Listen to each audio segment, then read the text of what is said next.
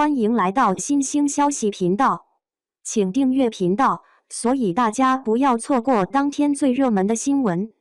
我们今天的时事通讯包括以下内容：谭松韵新剧敷衍到极致，还能再随意些吗？总是欺骗，却永远怀抱希望。这样的言论适用于当前的偶像剧，也符合观众的态度。最近，谭松韵主演的新剧已经上映。在该剧上映之前，就已经有不少关注了。不知道大家是否还记得之前那份经商必读101清单吗？女主在《西花指柳州记》《珠帘玉幕》《国色芳华》《蜀锦人家》和《灼灼韶华》《风和起》等剧中，均是以女主的身份经营事业。关于以小人物经商为主题的剧集，大家的观看意愿一直都相当高。原因有三：第一，它更加贴近生活；第二，它具备成长的轨迹；第三，它充满故事冲突。孙俪主演的《那年花开月正圆》可谓商战剧中的经典之作，它将情节的跌宕起伏、扣人心弦演绎得淋漓尽致。即使何润东仅出场几集便离线，他所饰演的吴聘仍让观众深深记在心中。观众们直到经商必读101的出现才意识到，虽然题材很重要，但并不意味着剧集质量也同样出色。那年花开月正圆只是其中一个特例。西花指柳州记相继失败，珠帘玉幕播出时，受益于赵露思作为95花中的顶级流量，热度有所提升，但最终仍然难逃无声息的结局。观众对谭松韵主演的《蜀锦人家》的评价可谓是越来越差，一句更比一句孬。在宣传期间，《蜀锦人家》给观众的印象相当良好。导演刘海波曾荣获白玉兰最佳导演奖，而《尘封13载》也是由他执导的。据说，整部剧的摄影和美术设计都是行业内的资深人士。此外，该剧以蜀锦为核心，而蜀锦又是国家级非物质文化遗产。女主谭松韵虽然不是流量明星，但拥有一定的观众基础。然而，当剧集播出时，其真实面貌也随之呈现，整部剧仿佛只是为了应付了事，粗制滥造显而易见。太敷衍了。敷衍的不仅是布景，还有画面。透过镜头，我们可以轻易看出院子里后面那些山是假的，光线也是。还有人从瀑布前飞出来，哇，真是人景分离啊！西游记当年可没这么用心啊，至少孙悟空是在 actual 海边奔跑。或许经费不足，所以景差是可以被理解的。令人意想不到的是，连人物形象也粗糙至极。在偶像剧中，男女主初次登场不仅标志着一个人物形象的建立，同时也代表着给观众留下良好第一印象的契机。因此，即便剧情后续如何发展，导演一定会重视拍摄男女主亮相的场景。正面例子，比如司藤，有许多反面例子存在。大多数情况下，人们试图过于卖力，最终美人未现，反倒像是一颗卤蛋从天而降。可是，尽管导演付出了诸多努力，你却也从中感受到了他的用心，是这样吗？就如同你的男朋友费尽心思为你拍照，最终效果可能并不理想，但却展现了他对你的关爱。《蜀锦人家》这部剧完全称不上优秀，它缺乏实力，也未展现态度，纯粹是消极怠工。在剧中，谭松韵的亮相不仅毫无美感可言，甚至连最起码的清晰度和角度要求都未能达到。观众花费高价购买 VIP 服务以观赏高清的 1080p 画质，却被展现这样的内容，这难道不是欺骗消费者吗？我有理由怀疑导演是否对外包了摄像工作。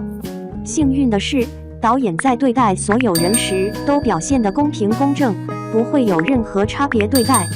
男主由郑业成扮演，但在他初次登场时，情况并没有明显好转，妆造显得疲软无力，画面也不够清晰，整体水准堪比当前的短剧。最基础的拍摄工作都做不到位，其他方面就更不用说了。蜀锦人家以非遗为主题，原本这是一个巨大的亮点。近年来，非遗文化备受关注，在网络上涌现了许多专注于该领域的博主。这些博主所拍摄的内容未必非常精致，但至少美观舒适，并且步骤清晰可循。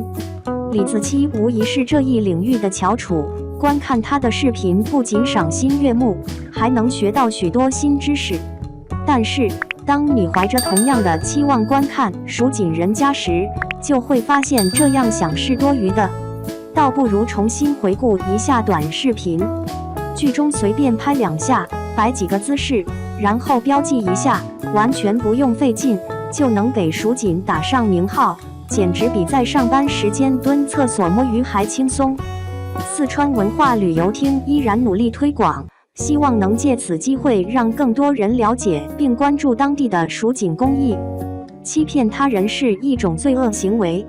我认为四川省文旅厅应当直接与网红博主合作，提供技术支持并给予扶持，这样取得的效果肯定能超越预期。或许有些观众会说，不行，也许后面的剧集会给出详细解释呢。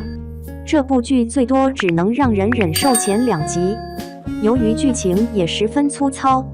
好的，现在大家可以一起欣赏一部低分国产剧了，无需携带审美观，无需运用智商，也无需查看观影记录，即便是小学生也能参与其中。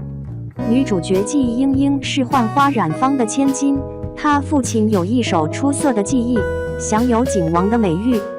原本一切顺利，然而剧情在此时发生了转折。结果一登场就宣称他献上的贡锦是以次充好。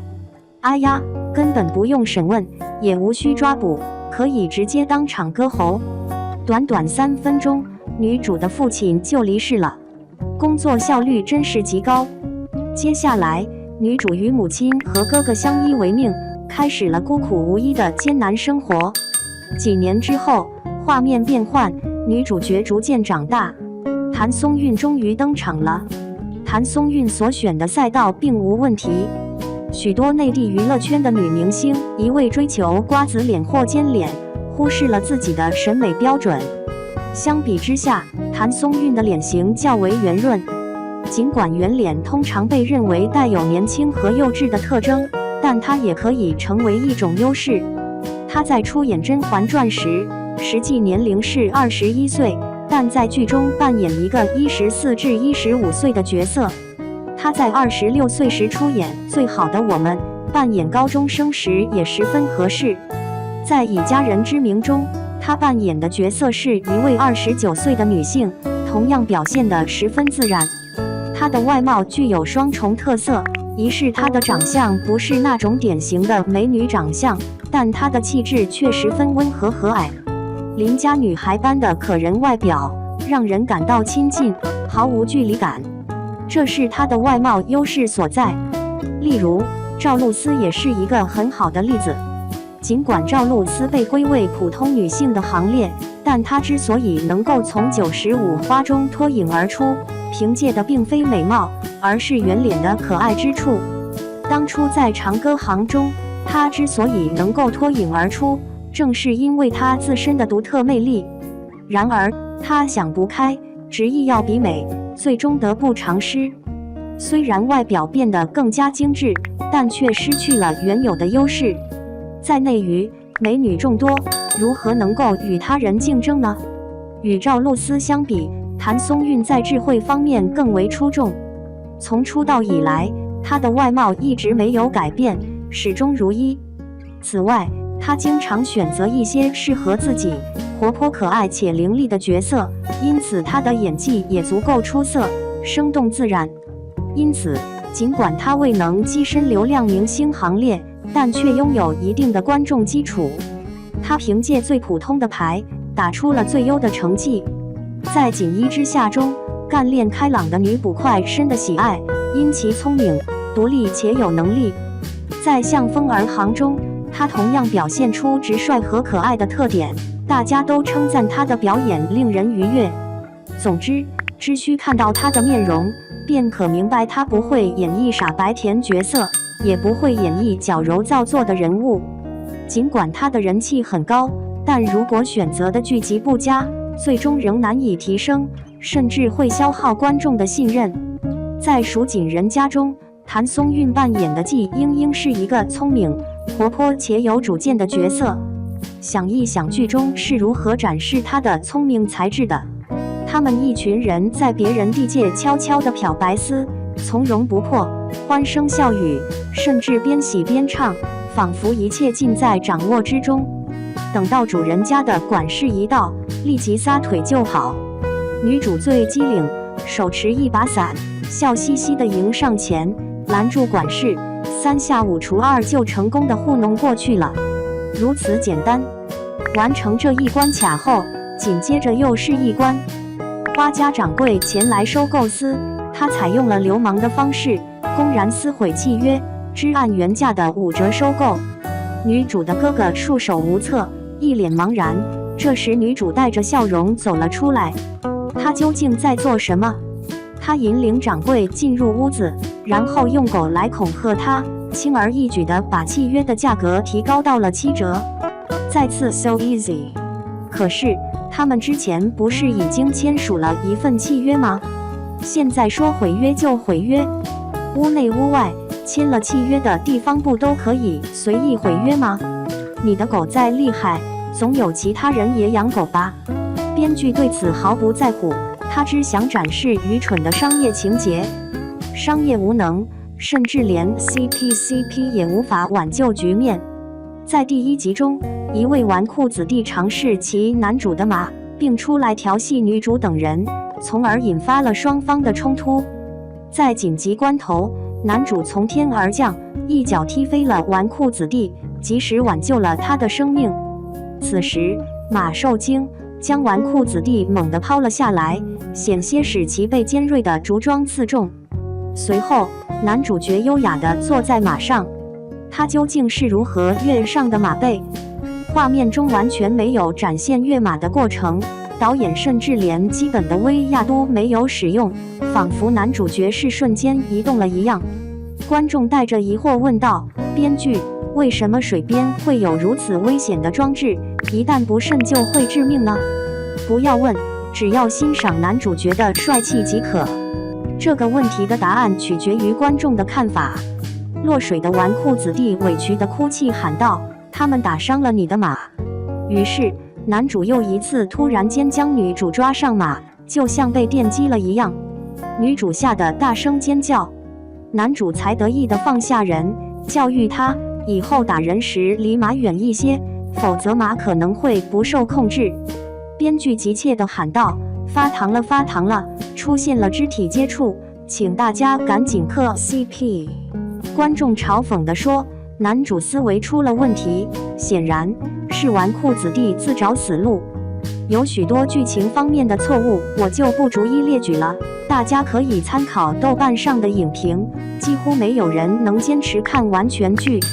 观众对电视剧的喜好各有不同，有些人确实钟爱那些不需要动脑的剧集，这也无可厚非。毕竟观看电视剧主要就是为了放松和娱乐。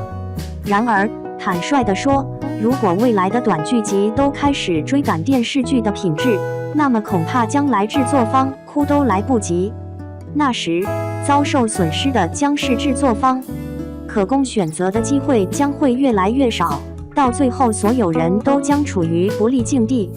编剧们、导演们、演员们，特别是那些影视行业的从业者们，请注意我说的话。对此大家有什么看法？欢迎在评论区下方留言。